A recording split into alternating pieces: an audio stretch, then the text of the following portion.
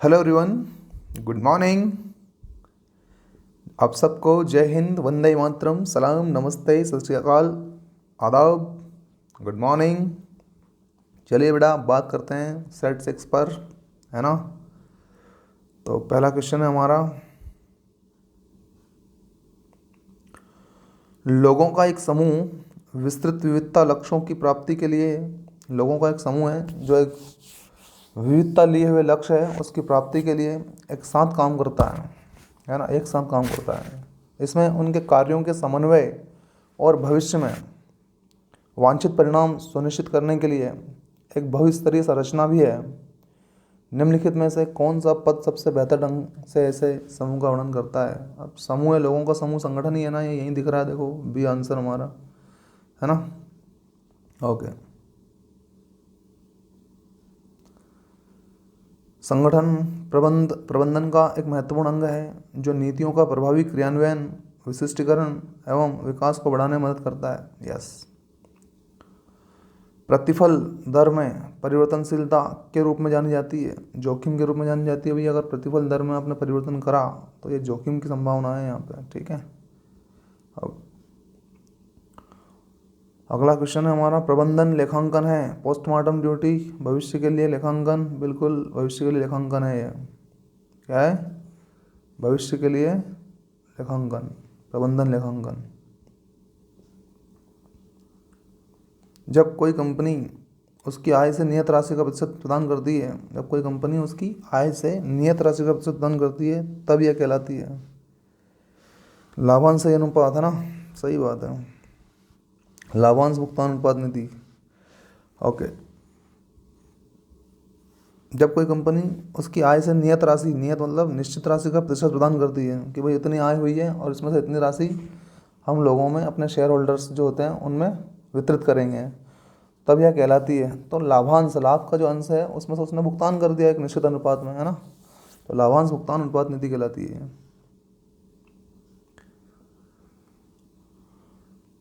इनमें से किन पूर्वानुमान तकनीकों में अतीत के स्टाफ स्तरों का प्रयोग भविष्य के मानव संसाधन आवश्यकताओं के प्रक्षेपण में किया जाता है? इनमें से किन पूर्वानुमान तकनीकों में अतीत के स्टाफ स्तरों का प्रयोग भविष्य के मानव संसाधन आवश्यकताओं के प्रक्षेपण में किया जाता है? प्रतिगमन विश्लेषण, काल श्रेणी विशेषज्ञता। काल श्रेणी विशेषज्ञता क्या आएगा? काल श्रेणी विशेषज्ञता, ठीक है।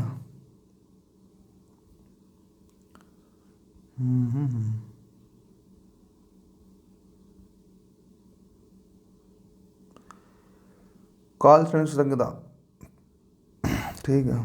पालन किए जाने वाले नियमों और प्रक्रियाओं के साथ नौकरियों की मानकीकरण की प्रक्रिया कहलाती है, औपचारिकरण कहलाती है। भैया क्या कहलाती है? और फॉर्मेलिटी पूरी करना, मतलब एक तरह से औपचारिकीकरण, ठीक है। ओके, वित्तीय प्रबंधन का मूल उद्देश्य है लाभ अधिकतमीकरण या संपत्ति अधिकतमीकरण। वित्त का मतलब संपत्ति अधिकतमीकरण ही होता है भैया, ये लो बी आंसर हमारा, ठीक है।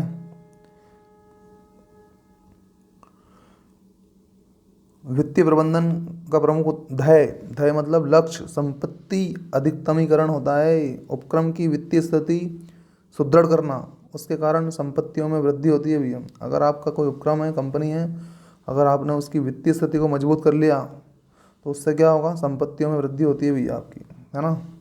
ये संपत्ति अधिकतमीकरण कहलाता है। इसी को बोलते हैं हम क्या? संपत्ति का अधिकतमीकरण करना, ज़्यादा से ज़्यादा बढ़ाना संपत्ति को। अगला क्वेश्चन है हमारा, कंपनियों में ईबीआईटी और शेयरधारकों के लिए उपलब्ध आय के बीच रिश्ते को रूप में जाना जाता है। क्या रिश्ता है भैया? तो वित्तीय प्रभावन क्षमता। देखो ये तो बी हो ही गया आपका, और ये भी बी है हमारा, है ना। कंपनियों में ईबीआईटी और शेयरधारकों के लिए उपलब्ध आय के जो बीच रिश्ता होता है ना, उस रिश्ते को हम क्या बोलते हैं? वित्तीय प्रभावन या प्रभाव क्षमता के रूप में जाना जाता है, ठीक है ना। प्रभाव का मतलब प्रभावी है। और ईबीआईटी तो आपको पता ही है, पिछले सेशन में बताया था मैंने। ईबीआईटी मतलब earning before interest and tax, earning before interest and tax, ठीक है। अर्थात EBIT वह आय जो ब्याज और टैक्स घटाने के पहले हो जाए, ब्याज और टैक्स घटाने से पहले हो उस आय को बोलते हैं हम EBIT, है ना। सिंपल शब्दों में समझें तो ब्याज और करों से पहले की जो कमाई होती है उसको बोलते हैं EBIT, ब्याज और करों से पहले की कमाई, जो टैक्स लगते हैं उससे पहले की कमाई, ठीक है।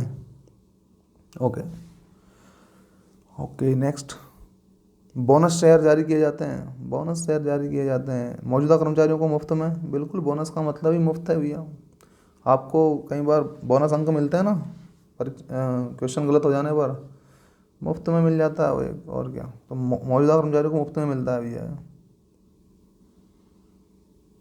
है ना। जब कंपनी अधिक मुनाफा कमाती है तो ऐसा माना जाता है कि यह शेयर धारकों की मेहनत का परिणाम है।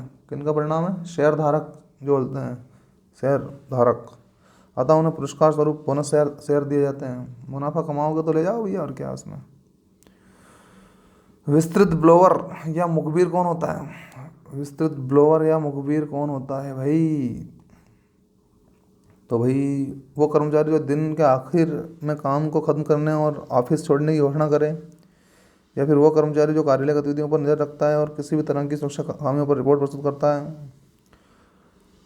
वो कर्मचारी जो कार्यालय परिसर में धुआं देखकर अन्य सहयोगियों को सचेत करता है, ऐसा तो कुछ होता नहीं है। वो कर्मचारी जो संगठन में अन्य लोगों की ओर से अवैध या अनैतिक आचरण का खुलासा करता है। यस, अवैध आचरण कोई करता है, अनैतिक आचरण कोई करता है, इसका खुलासा कोई करता है ना, उसको बोलते हैं हम लोग विस्तृत ब्लोअर या मुखबिर, ठीक है बेटा। द आंसर आएगा हमारा। ओके।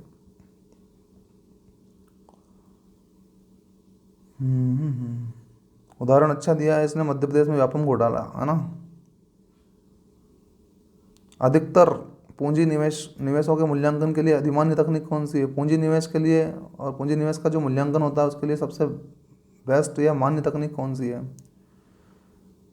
ओके, चौथे नंबर पर दिख गई हमको निवल वर्तमान मूल्य, है ना, निवल वर्तमान मूल्य।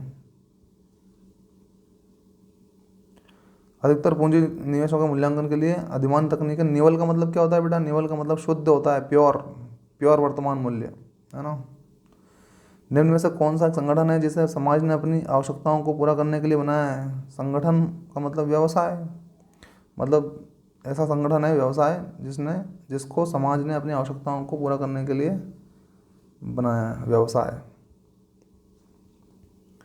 व्यवसाय शब्द से आशय उन मानवीय क्रियाओं से प्रकट होता है जो कि वस्तुओं के क्रय विक्रय द्वारा धन उत्पादन करने या धन प्राप्ति के लिए की जाती है। बिल्कुल, प्रोफेशन जो भी कोई होता है वो क्या करता है? वो धन उत्पादन करने या धन प्राप्ति के लिए करता है वो प्रोफेशन को, कोई भी। अतितार्थक, अतितार्थक लागत से मूल्य ह्रास घटाने के बाद एक स्थायी परिसंपत्ति का मूल्य कहलाता है लिखित मूल्य। हाँ, लिखित मूल्य कहलाता है। क्या कहलाता है? लिखित मूल्य। अतितार्थक लागत मतलब अतीत में जो लागत लगी है वो, है ना, और उससे मूल्य ह्रास घटाने के बाद। अब ये मूल्य ह्रास क्या चीज़ है भैया? तो मूल्य ह्रास सिंपल शब्दों में समझें तो टूट फूट के कारण संपत्ति के मूल्य में कमी, है ना। जैसे आपने 20,000 रुपये की कोई चीज़ खरीदी और उसके बाद ख़रीदने के बाद उसमें कुछ टूट फूट हो गई, तो आपकी जो 20,000 की रकम जो थी उसमें उसके मूल्य में गिरावट आएगी कि नहीं आएगी? इस गिरावट को हम क्या कहते हैं? मूल्य ह्रास कहते हैं, ठीक है ना। ओके, मूल्य में कमी आना, मूल्य ह्रास का मतलब ये मूल्य में कमी आना, सिंपल, लिखित मूल्य हो गया। तो अगला है हमारा लिखित मूल्य को अपलिखित मूल्य भी कहते हैं। यह वह मूल्य है जो संपत्ति से मूल्य ह्रास कम करने के बाद आता है, ठीक है भैया। मार्केटिंग या विपणन में केंद्र बिंदु होता है भैया। मार्केटिंग में केंद्र बिंदु कौन? सिंपल है, ग्राहक होता है, और कौन होता है ना। आप किसके पास जाओगे विपणन करने के लिए, मार्केटिंग करने के लिए? ग्राहक के पास जाओगे, है ना। ओके।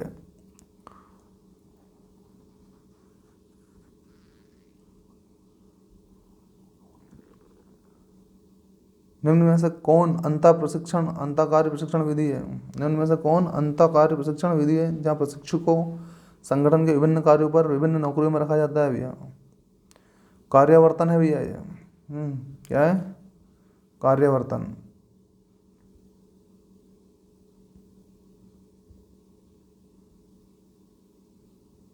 कार्यावर्तन विभिन्न प्रकार के कार्यों और प्रकारों का में लगाना, जो प्रशिक्षु नया नया सीखने के लिए आता है ना, उसको अलग अलग कार्य में लगाया जाता है, सिखाया जाता है उसको कि ये काम करो, ये काम करो, ये काम करो, ऐसा। पब्लिक लिमिटेड कंपनियों में नकदी के रूप में शेयरधारकों को वापसी प्राप्त होना कहलाता है। नकद के रूप में अगर शेयरधारक को पैसा मिल रहा है वापस, तो इसको क्या कहते हैं? लाभ, लाभांश, ब्याज।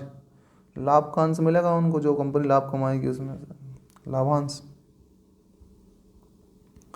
वह राशि जो अंशधारियों को शेयर में निवेश के बढ़ते लाभ के रूप में प्रति अंश के हिसाब से प्राप्त होती है।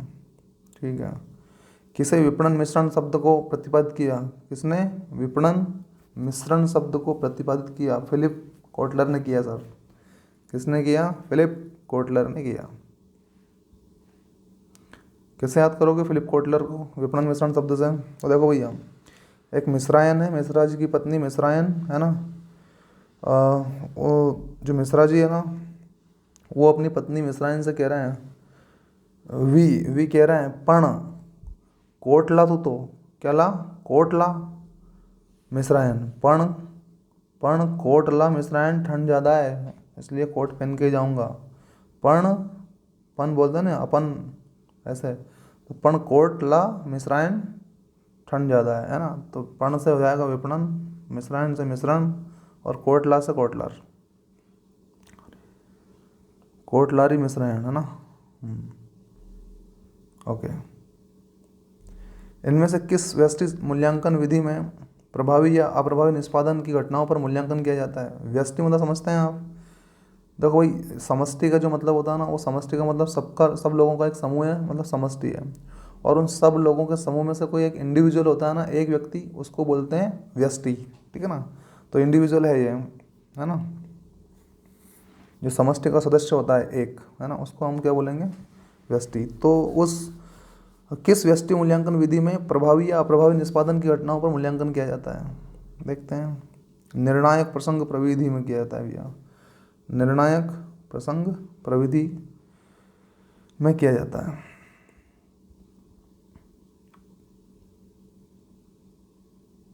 एकल प्रयोग योजना क्या है? एकल प्रयोग योजना ये विशिष्ट लक्ष्यों को प्राप्त करने के उद्देश्य बनी योजना है भैया। आपका अगर कोई स्पेशल लक्ष्य हो तो उसको प्राप्त करने के लिए आप एकल प्रयोग योजना को आधार बना सकते हैं। ठीक है ना, एकल प्रयोग योजना को।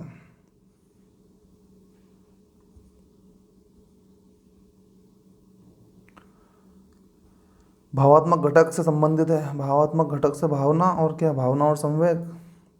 भावना और संवेग है। भाई आप लोग वीडियो जैसे देख रहे हैं तो इसको मोबाइल को आड़ा करके देखें तो और ज़्यादा अच्छा क्लियर दिखेगा आप लोगों को। ठीक है ना। हाँ, बड़े अक्षर भी दिख जाएंगे, बढ़िया से क्वालिटी भी अच्छी आएगी, है ना। और कभी कभी क्वालिटी कम दिखे आपको तो अपने मोबाइल की HD क्वालिटी बढ़ा लें आप, है ना। 360 हो तो उसको और आगे बढ़ा लें, ऐसा, है ना। ये अच्छी क्वालिटी हो तो कम भी कर सकते हैं आप, है ना। चलिए, भावात्मक घटक भावना तथा संवेग संबंधित है। ठीक है। निम्न में से कौन सी तकनीक एक व्यवसाय प्रक्रिया और निष्पादन की दूसरे प्रतिष्ठान के द्वारा दिए उद्योग के सर्वश्रेष्ठ प्रदर्शन के साथ तुलना की प्रक्रिया के रूप में परिभाषित की जाती है? बेंचमार्किंग है ना। देखो भाई, बेंचमार्किंग तकनीक एक व्यवसाय प्रक्रिया और निष्पादन के दूसरे प्रतिष्ठान के द्वारा दिए गए उद्योग के सर्वश्रेष्ठ प्रदर्शन के साथ तुलना की प्रक्रिया के रूप में परिभाषित की जाती है। बेंचमार्किंग तकनीक है क्या? You know about benchmarking technique? देखो भाई, जब आपकी कोई कंपनी होती है ना, उस कंपनी में जो प्रदर्शन हो रहा है उस प्रदर्शन में सुधार की खोज के लिए क्या करना होता है? सुधार की खोज, कि भाई हमारा जो प्रदर्शन है उसमें क्या क्या सुधार किया जा सकता है, इसकी खोज की जाती है। और प्रतिस्पर्धी कंपनियां जो होती है उनके खिलाफ कंपनी की सफलता को मापने को बेंचमार्किंग कहा जाता है। जो प्रतिस्पर्धी कंपनियां हैं, कंपटीशन में है आपके सामने जो कंपनियां, उनके खिलाफ कंपनी की सफलता को मापने का जो तरीका है ना, उसको बेंचमार्किंग कहा जाता है। ठीक है ना। आप क्या करोगे? अपनी कंपनी में सुधार करोगे, है ना। और फिर तो प्रतिस्पर्धी कंपनियां हैं उनसे अपनी तुलना करोगे, है ना। इसको ही बोलते हैं हम लोग क्या? बेंचमार्किंग। ओके, नेक्स्ट देखते हैं। एक व्यवसाय द्वारा उत्पाद या सेवा की गुणवत्ता में सुधार के लिए निम्न में से किसके द्वारा मिली प्रतिक्रिया सबसे महत्वपूर्ण है?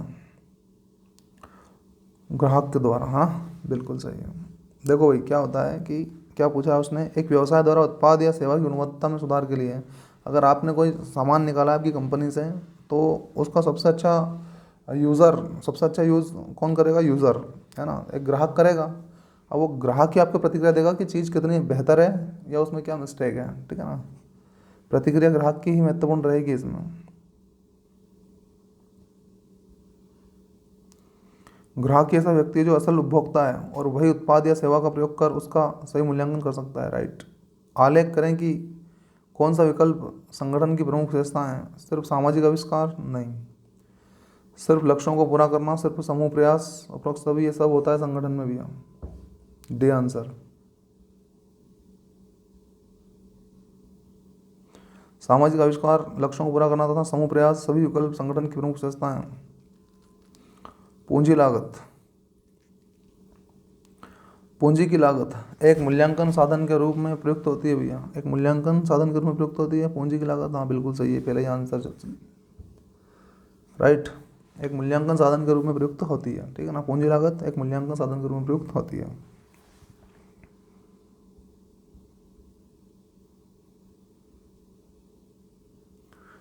दीर्घकालिक लक्ष्यों को प्राप्त करने के लिए वातावरण के साथ अन्योन्य क्रिया हेतु, वातावरण के साथ अन्योन्य क्रिया होती है भैया। उसके लिए एक संगठन की समष्टि स्तर पर कार्यवाही योजना होती है, रणनीतियाँ या युक्ति जिसको हम बोलते हैं, है ना। एक संगठन द्वारा अपने लक्ष्यों को प्राप्त करने हेतु बनाई गई रचना, है ना, क्या कहलाती है? रणनीतियाँ, ठीक है। अच्छा, अन्योन्य क्रिया क्या होती है ना। अरे यार अन्योन्य क्रिया नहीं पता आपको? अन्योन्य क्रिया, अन्योन्य क्रिया है और क्या है? देखो भाई, अन्योन्य क्रिया एक ऐसी क्रिया जो दो वस्तुओं द्वारा एक साथ संपन्न होती है, दो वस्तुओं द्वारा एक साथ संपन्न होती है और परस्पर एक दूसरे को कारण के रूप में वर्णित करती है ये, है ना। एक दूसरे को कारण बताती है कि ये इसका कारण ये है, वो कहती है ये है, वो कहती है ये है, तो एक दूसरे को कारण के रूप में वर्णित करती है। उन क्रियाओं को कहते हैं क्या? अन्योन्य क्रिया, ठीक है। Okay,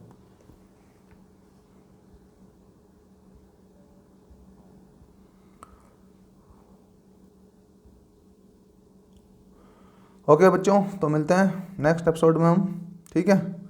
bye, see you and good day, take care.